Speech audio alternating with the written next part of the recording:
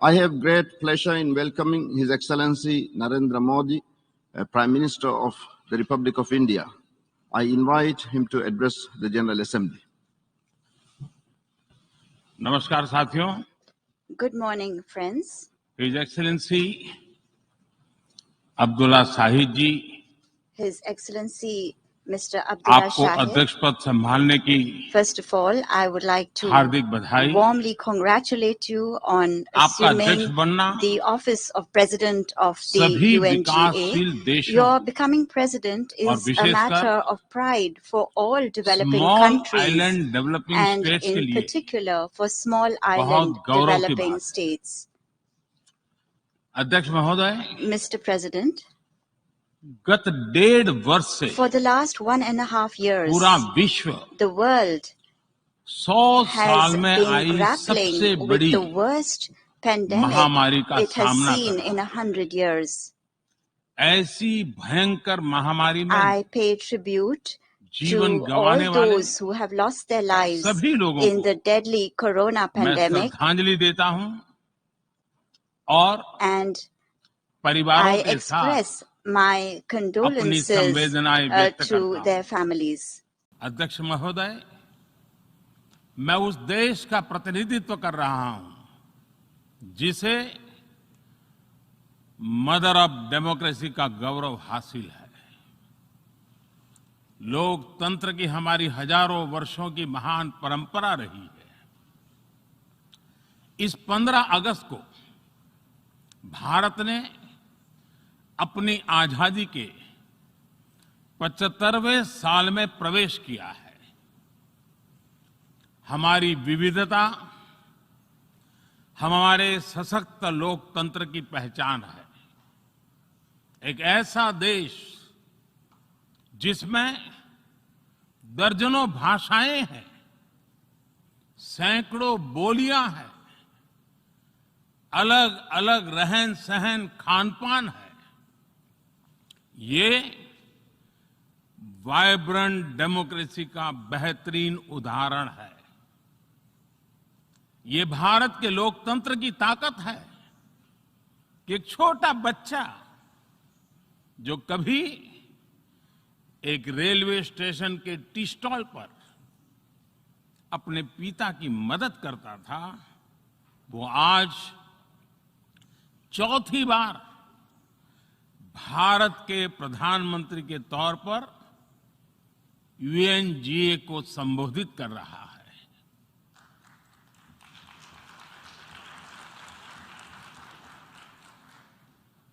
सबसे लंबे समय तक गुजरात का मुख्यमंत्री और फिर पिछले 7 साल से भारत के प्रधानमंत्री के तौर पर मुझे हेड ऑफ गवर्नमेंट की भूमिका में देशवासियों की सेवा करते हुए 20 साल हो रहे हैं। और मैं अपने अनुभव से कह रहा हूं, यस, डेमोक्रेसी कैन डिलीवर। अध्यक्ष महोदय, एकात्म मानव दर्शन के प्रणेता पंडित दीनदयाल उपाध्याय जी की आज जन्म जयंती है। एकात्म मानव दर्शन यानी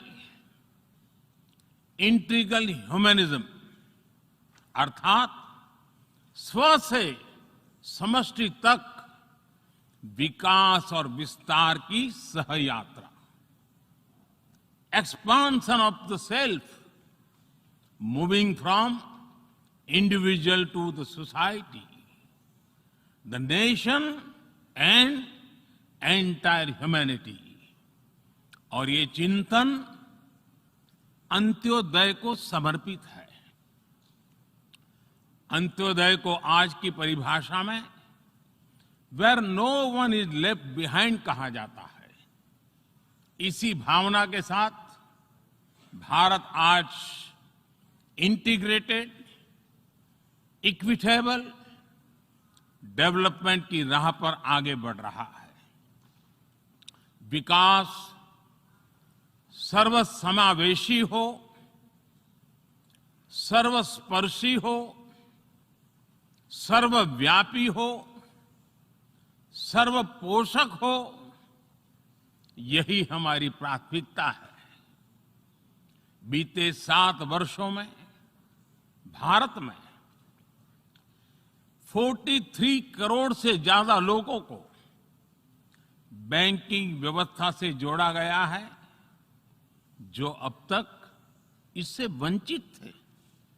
आज 36 करोड़ से अधिक ऐसे लोगों को भी बीमा सुरक्षा कवच मिला है, जो पहले इस बारे में सोच भी नहीं सकते थे।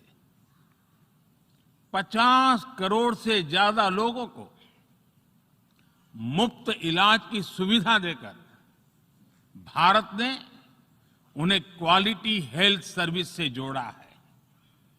भारत ने 3 करोड़ पक्के घर बनाकर बेघर यानी होमलेस परिवारों को होम ओनर्स बनाया है। अध्यक्ष महोदय, प्रदूषित पानी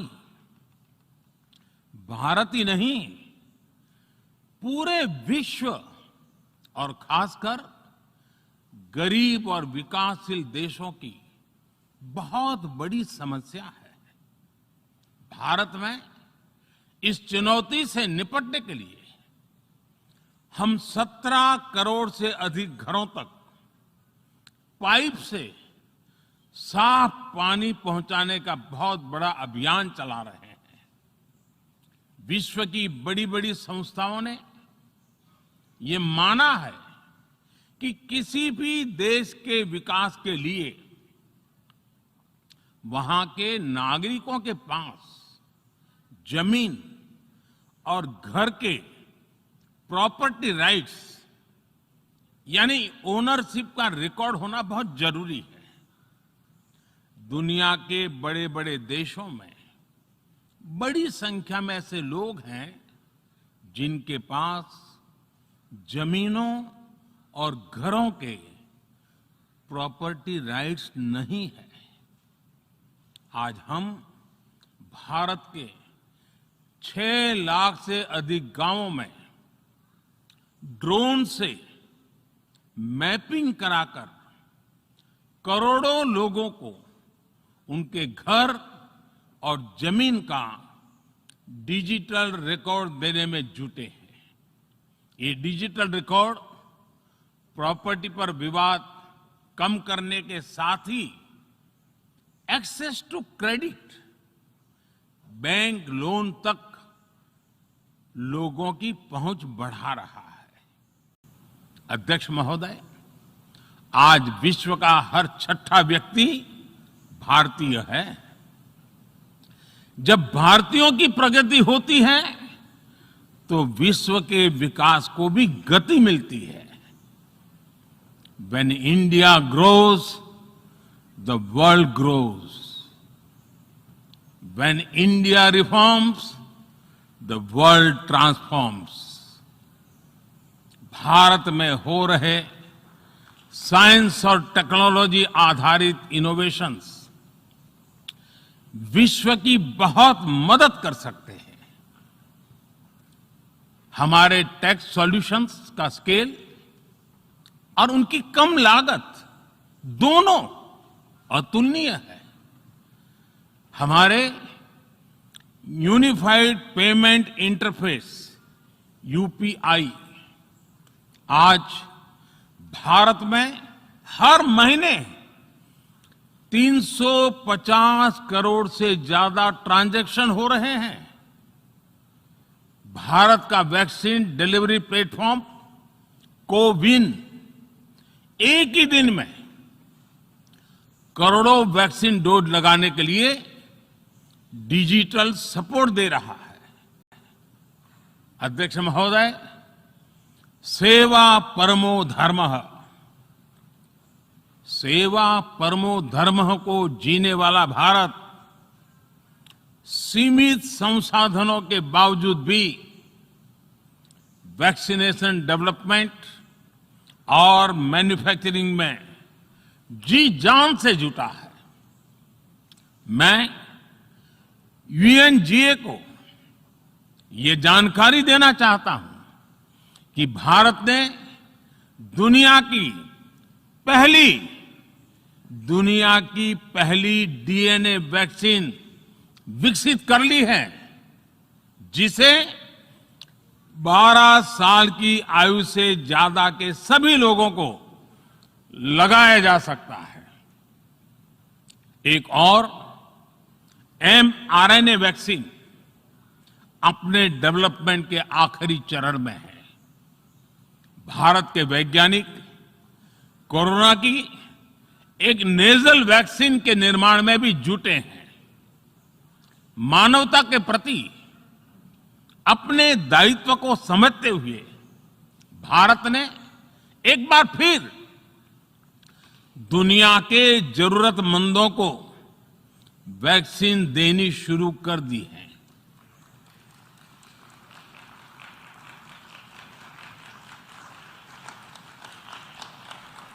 मैं आज दुनिया भर के वैक्सीन मैन्युफैक्चरर्स को भी आमंत्रित करता हूं, कम मेक वैक्सीन इन इंडिया। अध्यक्ष महोदय, हमें अपनी आने वाली पीढ़ियों को जवाब देना है कि जब फैसले लेने का समय था, तब जिन पर विश्व को दिशा देने का दायित्व था, वो क्या कर रहे थे। आज विश्व के सामने रिग्रेसिव थिंकिंग और एक्सट्रीमिज्म का खतरा बढ़ता जा रहा है।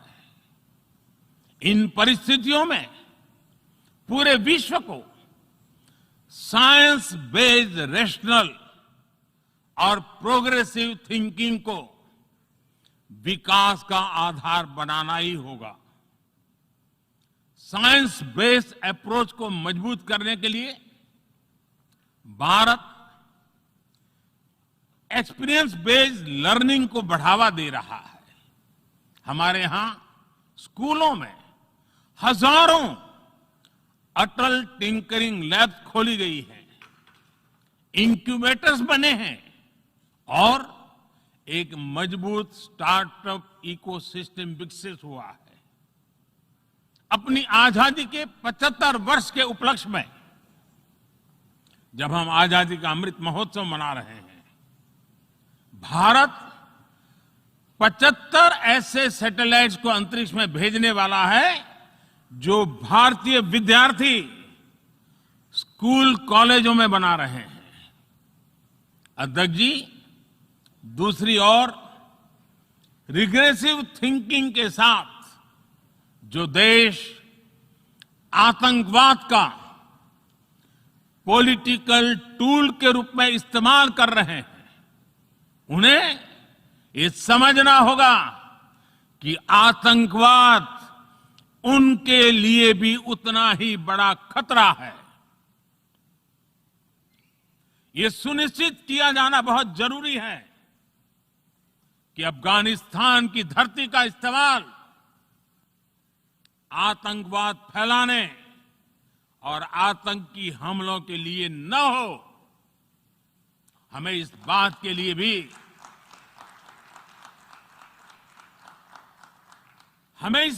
लिए भी सतर्क रहना होगा कि वहां की नाजुक स्थितियों का कोई देश अपने स्वार्थ के लिए एक टूल की तरह इस्तेमाल करने की कोशिश न करें। इस समय अफगानिस्तान की जनता को, वहां की महिलाओं और बच्चों को, वहां की माइनॉरिटीज को मदद की जरूरत है और इसमें हमें अपना दायित्व निभाना ही होगा।